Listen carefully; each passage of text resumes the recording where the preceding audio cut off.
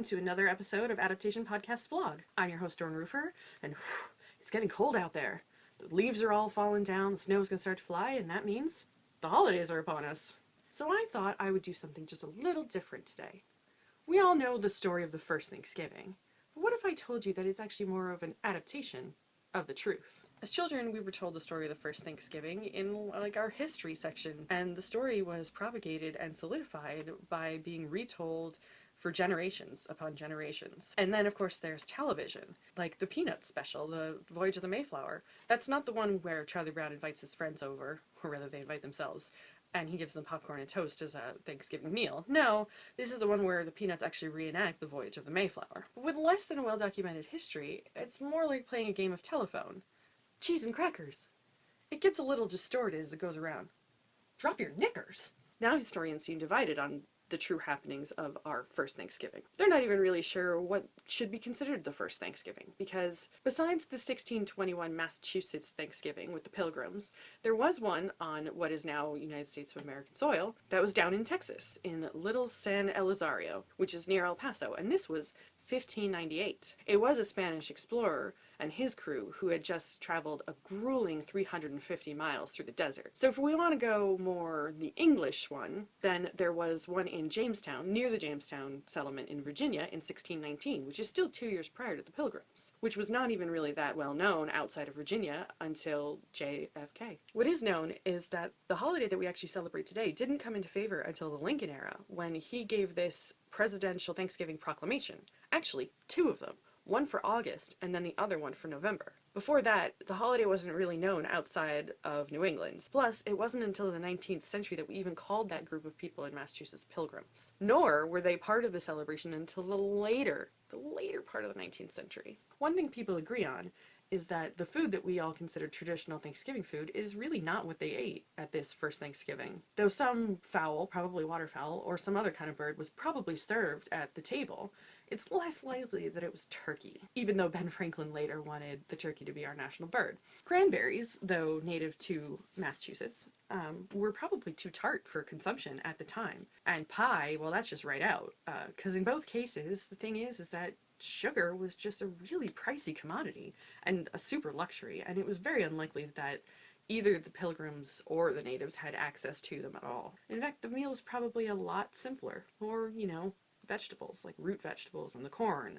and of course their protein. The food we know today for traditional Thanksgiving was actually how the Victorians in the Lincoln era celebrated it, and it stuck. The strange thing is that when you add the Pilgrims into the mix, as is part of our traditional Thanksgiving story, their story is full of myth. We know them from our traditional story as these pious pioneers, very kind of strictly religious, who escaped to the New World to find religious freedom, which was really just freedom to practice their own religion specifically. And although the religious aspect is probably mostly true, as they really didn't think that Church of England was good, they didn't agree with it at all, how they got to America, where they planned on landing, where they actually landed, and why is all just sort of suspect. Apparently some historians say that the Mayflower was actually mostly non-pilgrims. The Pilgrims were the minority, and these non-pilgrims wanted to go to the Jamestown settlement in Virginia.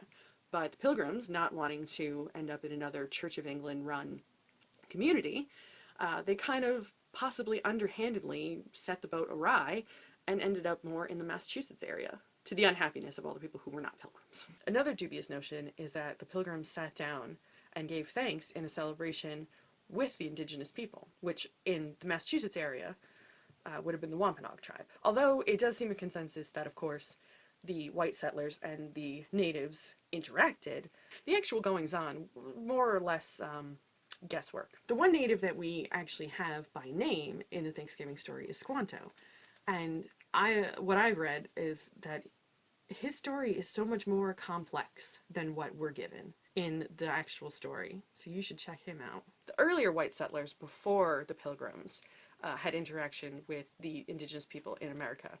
And whether or not it was known to the white settlers that came along, but, they had a different brand, if you will, of germs and contagions. Sort of like when you shouldn't drink the water when you travel, because your system can't handle the bacteria that's in it. It was similar to that. There may have been times when there were smallpox blankets, but I'm not going to really talk about that. In in many cases, the white people didn't know what was happening. So when the contagions, bacteria, whatever you want to call it, got to the natives, they didn't have the immune system to fight it. So it is possible that by 1620 and 1621, when the Pilgrims showed up, the decimated tribes and the new settlers in a new place may have had a bit of a symbiotic relationship, even if it was selfish on both sides just to stay alive. But many historians say that this sort of like simplification of the story that we know is that it glazes over a lot of the important things, like how white settlers tended to settle in native villages that were already set up.